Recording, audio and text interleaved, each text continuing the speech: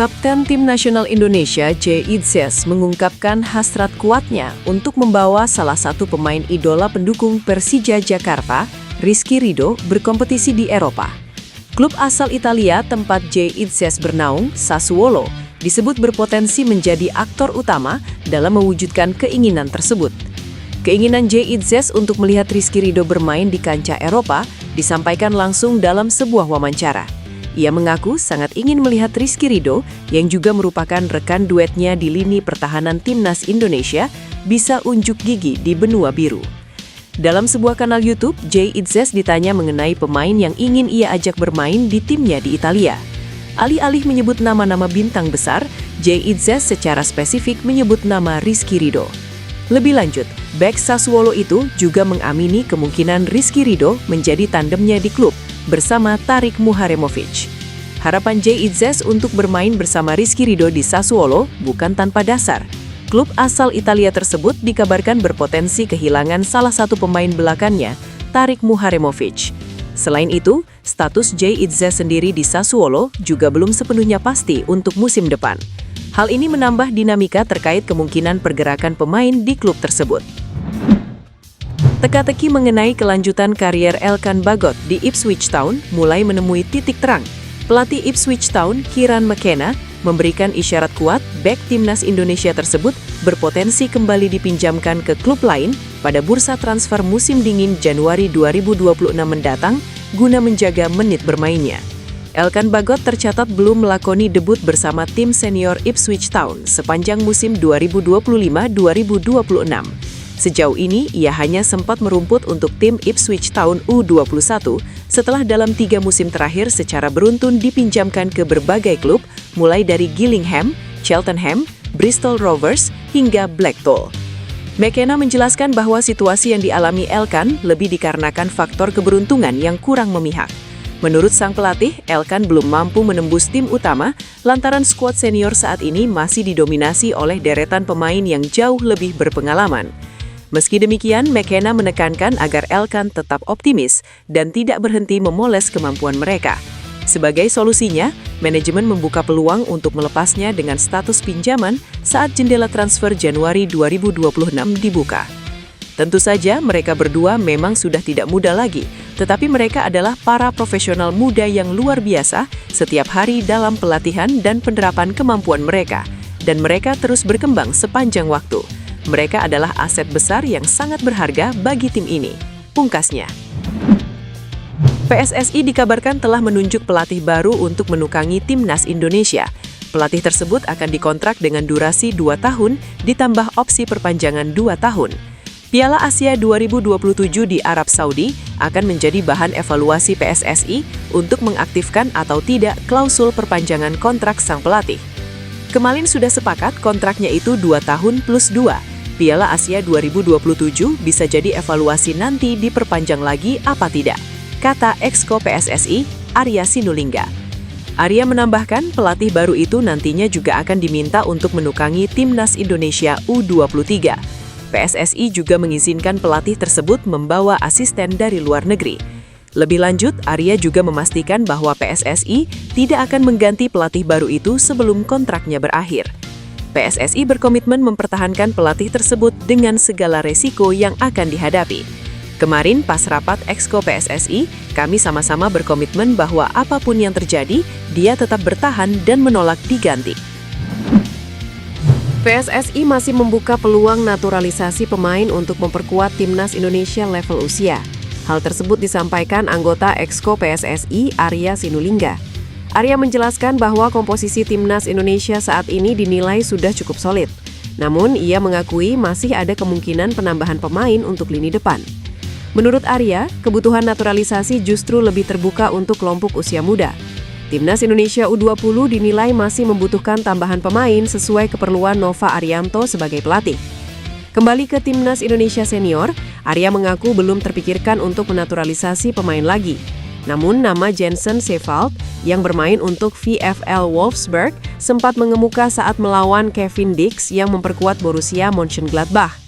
Lebih lanjut, Arya menjelaskan bahwa PSSI tidak memiliki kewenangan untuk mengatur karir pemain naturalisasi, terutama yang memutuskan untuk bermain di Indonesia. Keputusan sepenuhnya berada di tangan pemain dan manajemennya.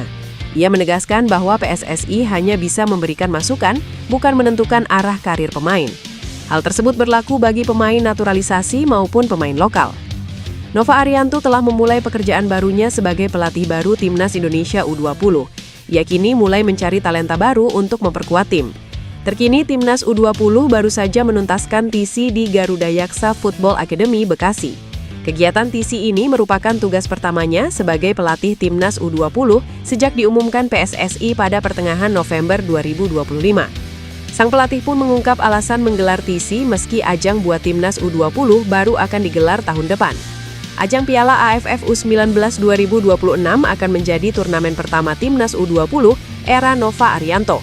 Soal peluang mengorbitkan pemain Timnas U17, Nova mengaku membuka kesempatan selebar-lebarnya. Apalagi jarak usia pemain ex-binaannya di Timnas U17 tidak terlalu jauh untuk memperkuat Timnas U20. Kebetulan Nova baru saja dipromosikan dari Timnas U17 dengan Piala Dunia U17 2025 sebagai pekerjaan terakhirnya. Dengan kondisi itu, ia sangat paham dengan kualitas para pemain Timnas U17 yang bisa dipromosikan ke Timnas U20. Dengan perbedaan usia yang hanya 1 tahun, saya pikir tidak ada masalah ya dari Piala Dunia U17 kemarin untuk naik. Dan itu akan kita lihat situasinya nanti di sesi selanjutnya, tutur Nova. John Hartman, calon kuat pelatih baru Timnas Indonesia mulai Januari 2026, dikenal sebagai sosok ganas di pinggir lapangan dengan kecerdasan taktis luar biasa. Karakter ini menjadi modal utama yang diharapkan PSSI untuk mengangkat prestasi Garuda, terutama dalam menghadapi FIFA Series 2026 dan target jangka panjang Piala Dunia 2030. Pelatih 50 tahun asal Inggris ini memiliki gaya kepelatihan energik dan intens. Saat melatih Timnas Putra Kanada, Hartman sering terlihat berteriak memberikan instruksi, berlari di touchline, serta memotivasi pemain dengan gestur penuh semangat. Pendekatan ganas ini berhasil membawa Kanada lolos ke Piala Dunia 2022 setelah absen 36 tahun, dengan rekor 17 pertandingan tak terkalahkan dan naik drastis ke peringkat 33 FIFA. Kecerdasan taktis Hartman terbukti dari kemampuannya membaca permainan dan menyesuaikan strategi. Ia kerap menerapkan formasi 3-4-3 atau 3-5-2 yang menonjolkan pressing tinggi, transisi cepat, serta build-up dari belakang. Hartman disebut-sebut sebagai otak taktikal yang bisa membuat timnas lebih disiplin dan adaptif. Keunggulan lain adalah pengalaman membangun tim dari nol. Sebelum Kanada Putra, ia sukses dengan tim putri, meraih medali perunggu Olimpiade 2012 dan 2016. Ia menjadi pelatih pertama yang loloskan tim nasional putra dan putri dari negara sama ke Piala Dunia. PSSI pantas memilih Hartman karena visi regenerasi. Ia akan menangani timnas senior sekaligus U23. Memastikan alur talenta muda seperti Marcelino Ferdinand dan Rizky Ridho terintegrasi baik. Kedatangan Hartman menjadi angin segar bagi sepak bola Indonesia, dengan harapan besar untuk bersaing di level. Persib Bandung dikabarkan telah merampungkan 2 transfer penting sekaligus. Berdasarkan laporan footfocus.id, Maung Bandung sukses mencapai kesepakatan untuk mendatangkan Martin Paes dan Joey Pelupesi dengan status permanen setelah proses negosiasi yang berjalan selama beberapa pekan terakhir. Manajemen Persib telah menyelesaikan seluruh detail kesepakatan, baik dengan pihak pemain maupun klub asal masing-masing. Kedua transfer tersebut menjadi sinyal kuat ambisi Persib Bandung dalam membangun skuad kompetitif untuk musim mendatang. Martin Paes disebut telah menyetujui seluruh kesepakatan pribadi dengan Persib Bandung. Kiper naturalisasi Timnas Indonesia itu dikabarkan sangat antusias untuk segera bergabung dan bermain di hadapan Bobota. Kehadirannya diproyeksikan menjadi solusi jangka panjang di posisi penjaga gawang, mengingat pengalaman internasional yang dimilikinya.